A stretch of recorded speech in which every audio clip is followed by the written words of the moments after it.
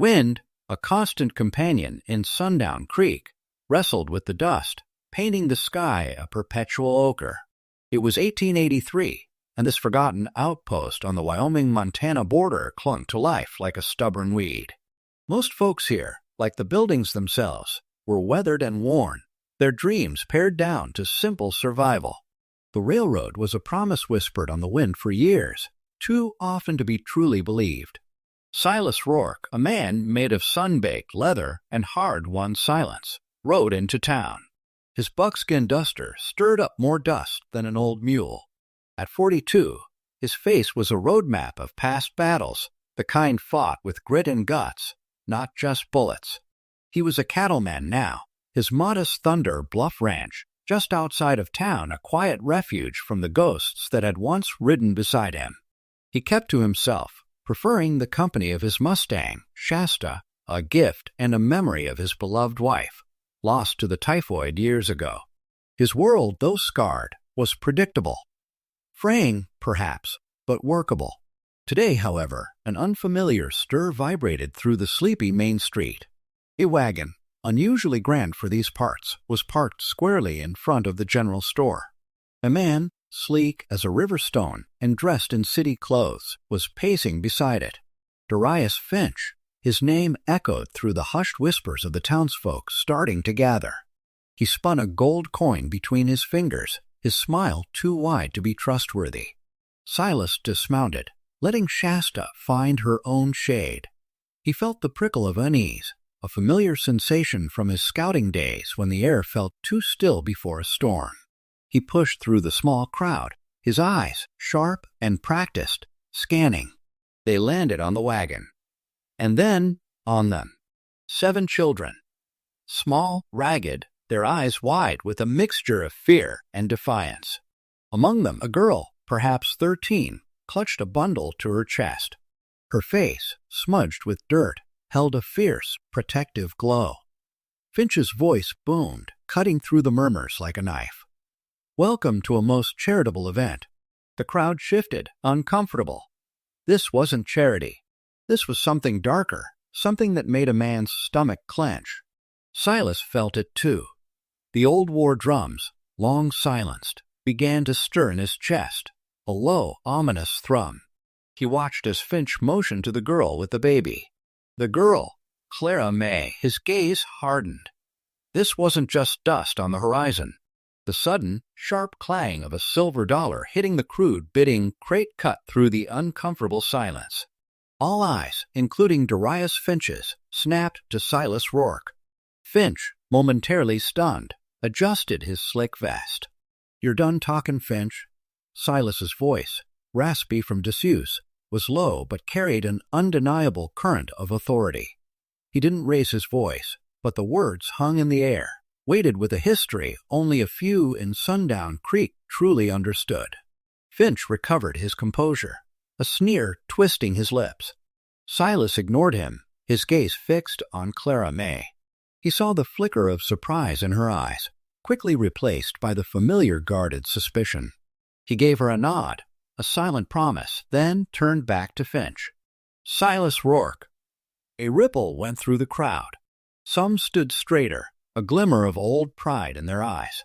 Others, indebted to Finch in various ways, shuffled their feet, hoping to disappear. The sheriff, a portly man named Deputy Miller, looked from Finch's smirking face to Silas's rock-hard resolve, then back again. He chose to look at his boots. Finch laughed, a reedy, unpleasant sound. "1 silver dollar won't cover these assets, Rourke." "It'll cover the cost of you leaving this town, Finch," Silas retorted, his eyes like flint. He patted the worn but clearly well-maintained Colt on his hip. It was a silent challenge, understood by everyone present. Finch's smirk wavered. He eyed Silas's steady hand, the casual readiness in his stance. The man radiated a quiet danger, entirely different from Finch's own bluster. His debt collectors, burly men with sullen faces, exchanged glances. They were thugs, not fighters. "This ain't over, Rourke," Finch hissed, stepping back from the crate. "These are mine. I have documents. You have dirt under your fingernails, and a stench that belongs in a pigsty, Silas counted, pulling back the handcart he'd brought. With a final venomous glare, Finch retreated, signaling his men to follow. The crowd parted, allowing Silas to approach the children. Clara May held her ground, clutching the baby, her eyes still wary. The other children huddled together, bewildered. Silas knelt before Clara May, his movements slow and deliberate. "I'm Silas." Her lips moved, but no sound came out. The baby whimpered, a small, fragile sound that echoed in the sudden quiet of the square. Silas simply waited, his gaze gentle but unwavering. The war drums in his heart were still beating, but now a new, tentative melody began to emerge. A melody of an unexpected burden and a faint, surprising hum of purpose. The dusty path back to Thunder Bluff Ranch had never felt so long.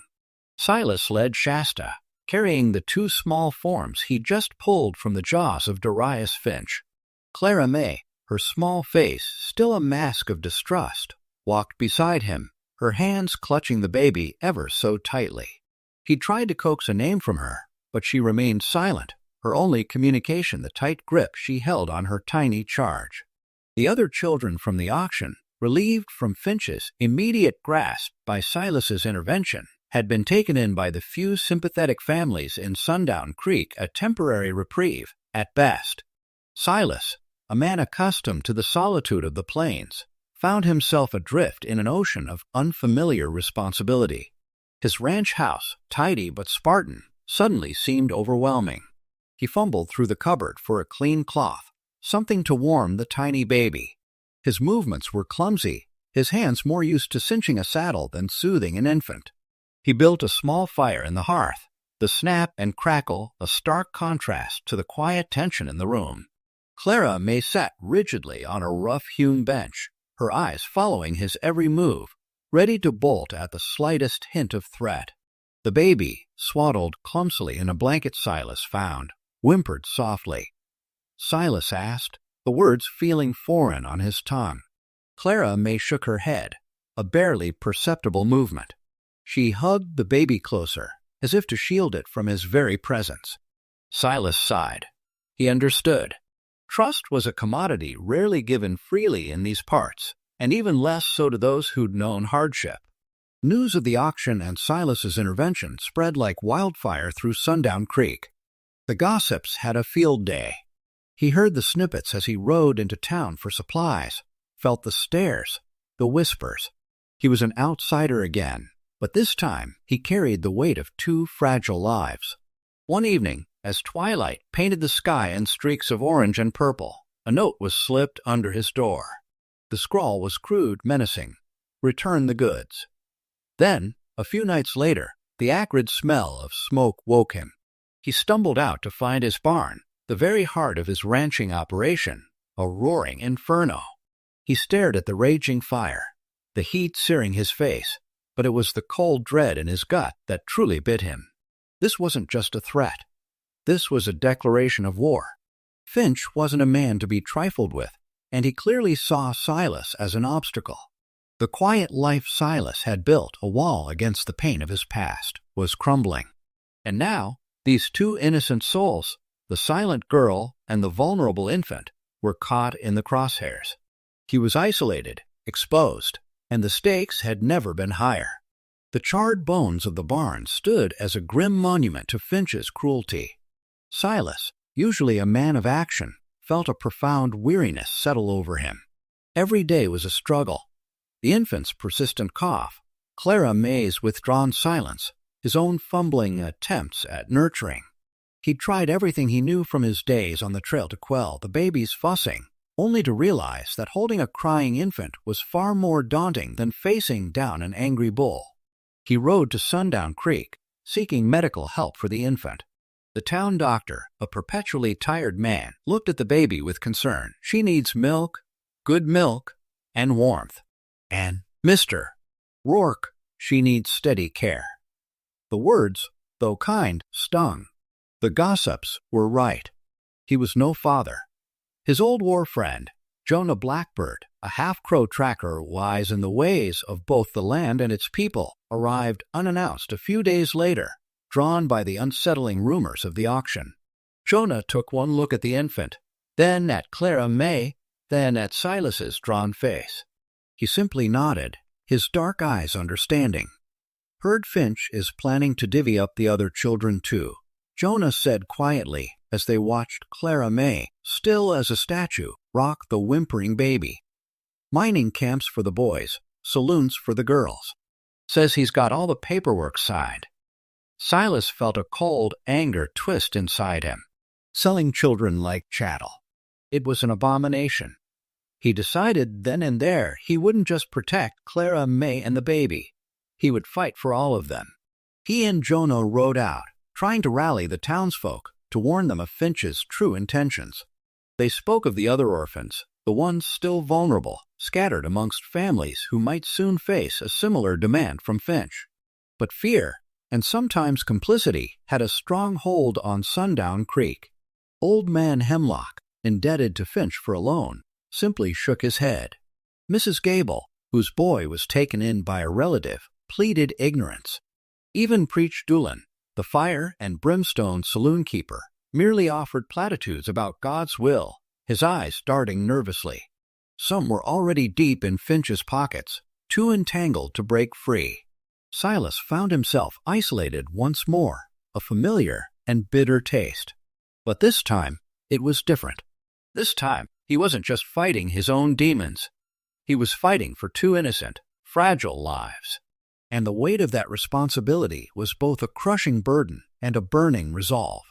The scorched barn was a constant reminder of the fight to come, and Silas knew, with a chilling certainty, that it wouldn't be the last attack. The smell of smoke still clung to the air around Thunder Bluff. Silas worked tirelessly, salvaging what he could from the burned-out barn, his jaw tight. Clara May watched him from the porch, the baby, whose name was still unknown to Silas, nestled in her arms. The baby's cough seemed to worsen with each passing day, a shallow, rattling sound that tore at something deep inside Silas. He felt the weight of his inadequacy pressing down on him. What kind of father was he to a child who wouldn't even speak her name, or to an infant whose very breath sounded like a struggle? He considered leaving Sundown, cutting his losses, taking Clara May and the baby south, far from Finch, far from the whispers and the judgment. He could vanish into the vast emptiness of the territories, become the solitary scout he once was. But the thought, once a comforting escape, now felt like a betrayal. He looked at Clara May's small, stubborn frame, the fierce protectiveness in her eyes as she guarded her sister. He couldn't abandon them. One blustery afternoon, as the wind whipped dust devils across the yard, Silas found Clara May humming a quiet tune to the baby. She rarely made a sound beyond essential needs. And then she spoke, so softly Silas almost missed it. Hope. The word, a simple declaration, resonated through the ranch house like a bell. It was a revelation, a tiny crack in the wall of silence Clara May had built, and in the despair that had begun to settle over Silas. The baby's name, a name that spoke of future, of light, of something fragile and vital. That same evening, Jonah Blackbird sat with Silas by the dwindling fire, sharing a mug of strong coffee.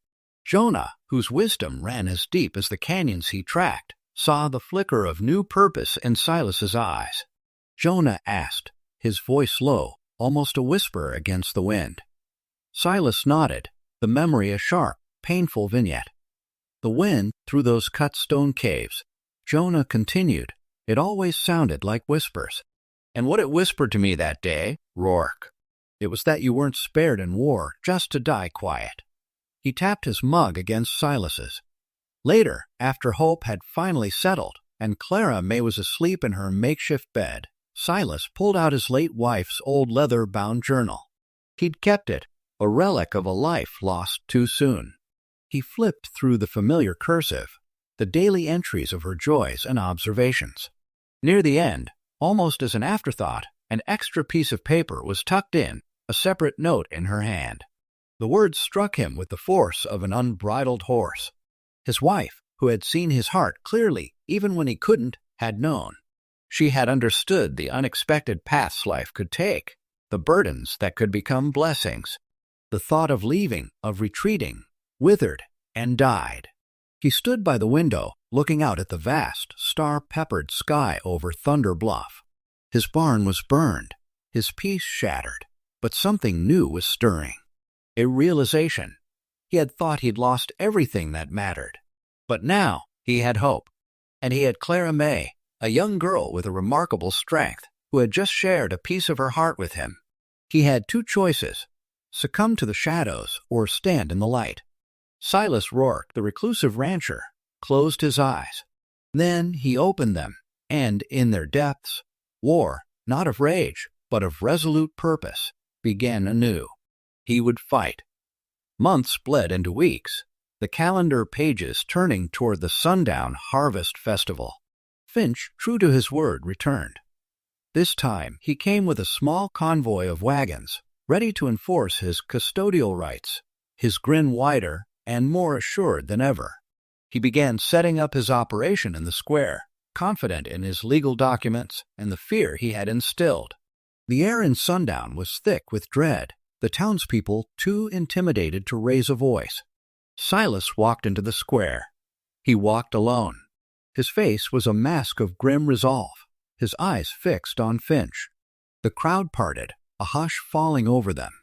They saw a man who had lost his barn, whose reputation had been dragged through the mud, a man supposedly broken by the burden he had taken on. Finch chuckled, a low, triumphant sound. But Silas wasn't unarmed. Not in the way Finch expected. From the milling crowd, a figure stepped forward. Old Man Hemlock, his back surprisingly straight, no longer bent by debt, his eyes blazing with a quiet fury. Another followed, a freedman named Ezekiel, whose children had vanished years ago, presumed lost to the cruelties of the age. Then a mother, whose own orphan niece had been threatened by Finch's demands.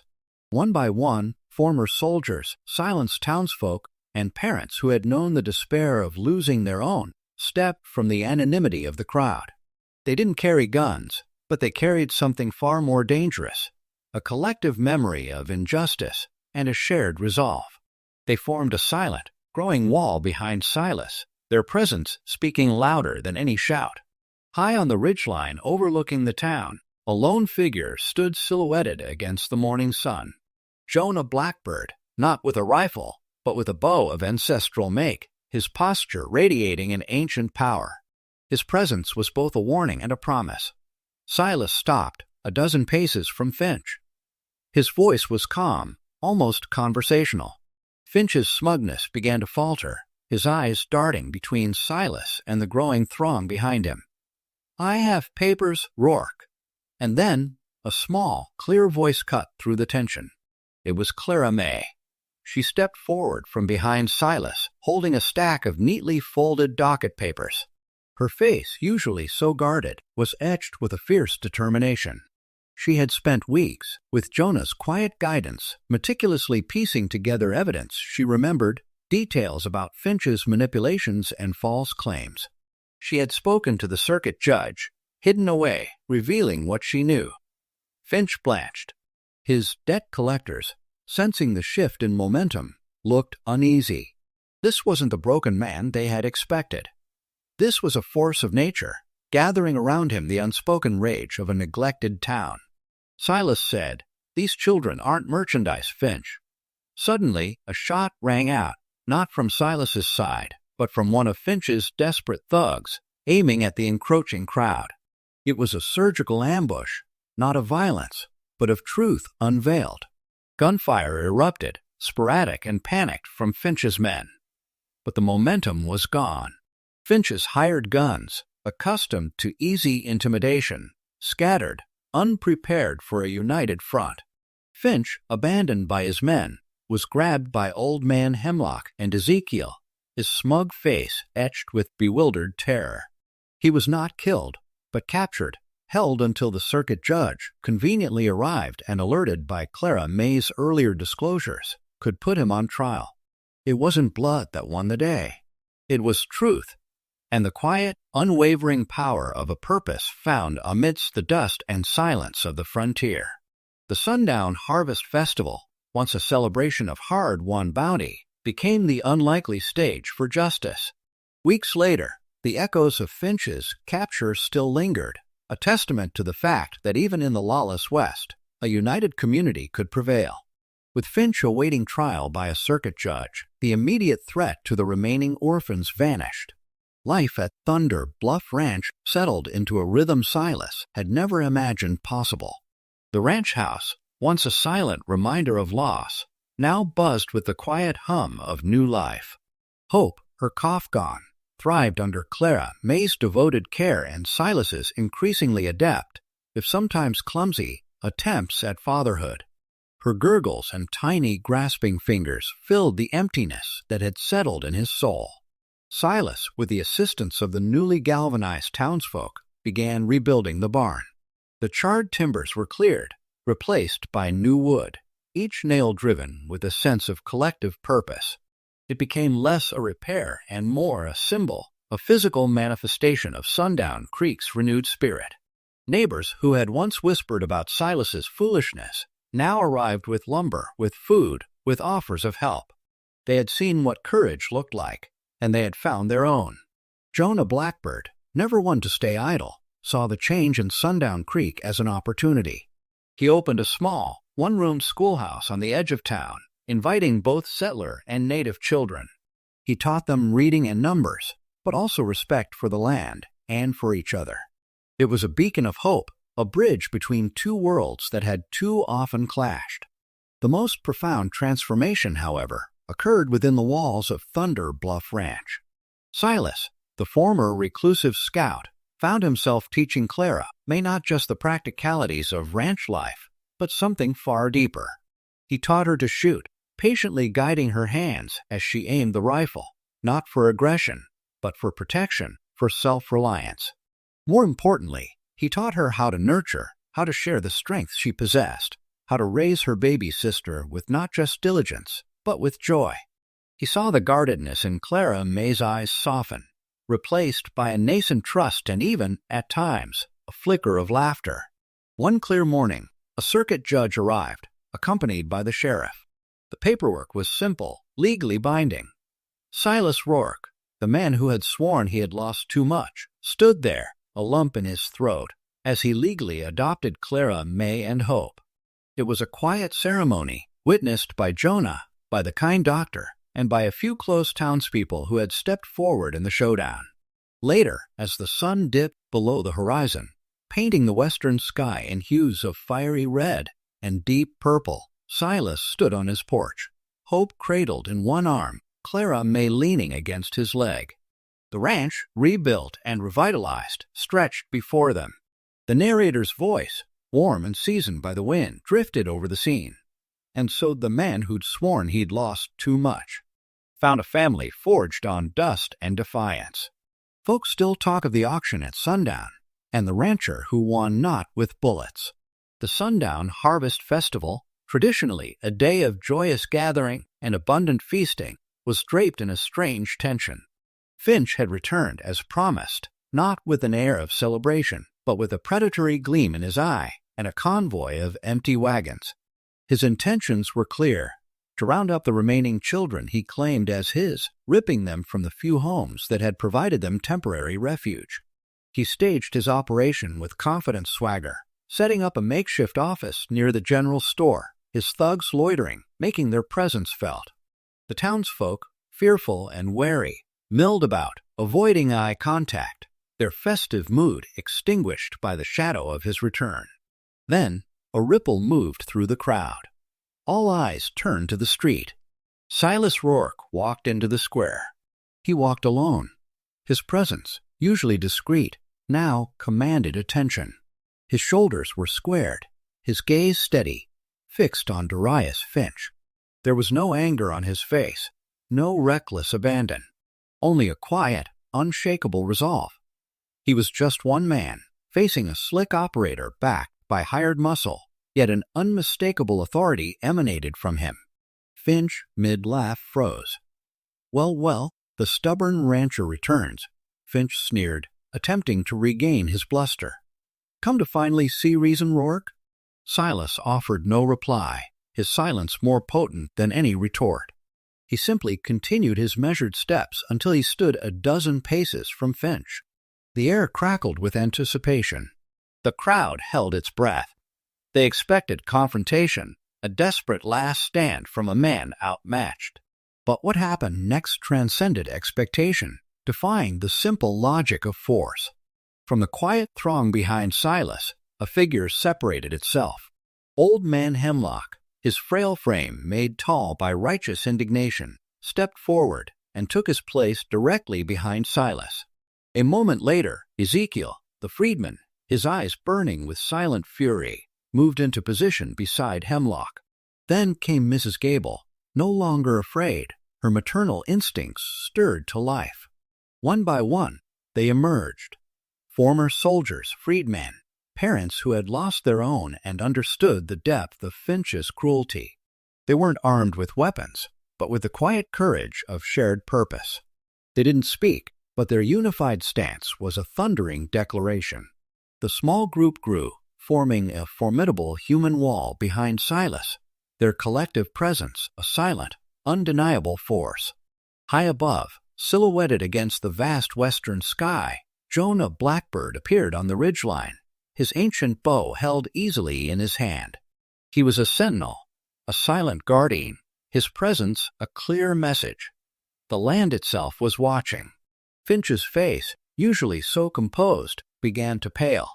His gaze darted nervously between Silas, the growing number of determined faces behind him, and the ominous figure on the ridge. His hired thugs, sensing the shift in power, shuffled their feet, their confidence draining away. Then, a small, defiant figure stepped forward from the line of supporters, her chin high. It was Clara May. In her hand, she clutched a stack of official-looking papers. "These aren't your children, mister." "Finch," she declared, her voice clear and strong despite its youth. Finch's eyes widened in disbelief and dawning panic. Clara May had secretly worked with the circuit judge, gathering irrefutable proof of Finch's elaborate web of deceit. The dam broke. One of Finch's frustrated thugs, seeing his master's scheme unravel, panicked and fired a wild shot. Gunfire erupted, but it was disorganized, uncoordinated from Finch's terrified men. This was not a fair fight, not in the way they understood. Faced with a town that had finally found its courage, and with truth laid bare, Finch's hired guns fled in disarray, melting into the festival chaos. Finch himself, a picture of impotent rage, found himself surrounded, effectively trapped. He was apprehended by the very people he had sought to exploit, held until the circuit judge, who had been quietly making his way through the crowd, could take him into custody. The Sundown Harvest Festival continued, but the air was clearer, lighter. Justice had been delivered not by a hail of bullets, but by the quiet power of truth, amplified by a community that had found its voice. The dust settled over Sundown Creek, but it carried with it a different kind of air. The heavy weight of apprehension had lifted, replaced by a quiet, burgeoning sense of community. The Harvest Festival, interrupted by conflict, had ended in a triumph of truth, and the town now wore its resilience with pride. Darius Finch was gone, awaiting proper justice down the line, his web of deceit unraveled by a young girl's courage and a rancher's steadfastness. Weeks turned into a season. Life at Thunder Bluff Ranch blossomed into a rhythm of joy and purpose Silas had never imagined. The desolate quiet of his past life was filled with the soft gurgles of hope and the steady, determined presence of Clara May. Hope, vibrant and healthy, had begun to crawl, her bright eyes following Silas and Clara May around the house, a constant reminder of the light they had brought into his world. The burned barn, a stark symbol of Finch's malice, became a testament to Sundown's unity. Townsfolk, spurred by a newfound solidarity, turned out in force. Hammers rang, saws whirred, and laughter echoed where only smoke and ashes had been. It was rebuilt better than before, stronger, a tangible sign of their collective spirit. More families, drawn by the tale of Sundown's stand against injustice, began to settle in the valley, transforming the forgotten outpost into a thriving community. Jonah Blackbird, ever the visionary, saw the shift in the wind. He opened a small, unassuming schoolhouse, its rough-hewn walls filled with the eager faces of both settler and native children. He taught them letters and numbers, but more importantly, he taught them to see beyond differences, to appreciate the wisdom of both worlds, fostering a future built on understanding, not division. At Thunder Bluff, Silas found himself in the unexpected role of father and patriarch. He taught Clara May more than just the necessities of ranch life. He taught her to shoot, patiently showing her how to steady her hands, how to aim with purpose, not fear. But he also taught her the deeper lessons a father imparts: strength of character, the importance of protecting the vulnerable, and the profound joy that came from nurturing new life. He watched as Clara May, no longer solely a protector, began to truly parent hope, guiding her with a quiet confidence that mirrored Silas's own newfound resolve. One sunny afternoon, with a gentle circuit judge presiding and Jonah, the doctor, and a few close townsfolk as witnesses, Silas legally adopted Clara May and Hope. It was a simple ceremony, yet it carried the weight of a monumental decision, sealing a bond forged not by blood, but by fire and unwavering faith. The legal papers made it official, but the family had been formed long ago, in the dust of an auction square, in the smoke of a burning barn, in the quiet strength of a young girl's courage, and the steady thump of a rancher's evolving heart. As the sun began its descent, painting the western sky in hues of orange and purple, Silas stood on the porch of his rebuilt ranch house, Hope nestled securely in the crook of one arm, Clara May standing tall and proud beside him. The wind no longer whispered memories of loss, but hummed the melody of a future being built. A seasoned voice, warm and reflective, closed the chapter on their tale. And so the man who'd sworn he'd lost too much found a family forged on dust and defiance. Folks still talk of the auction at sundown, and the rancher who won not with bullets,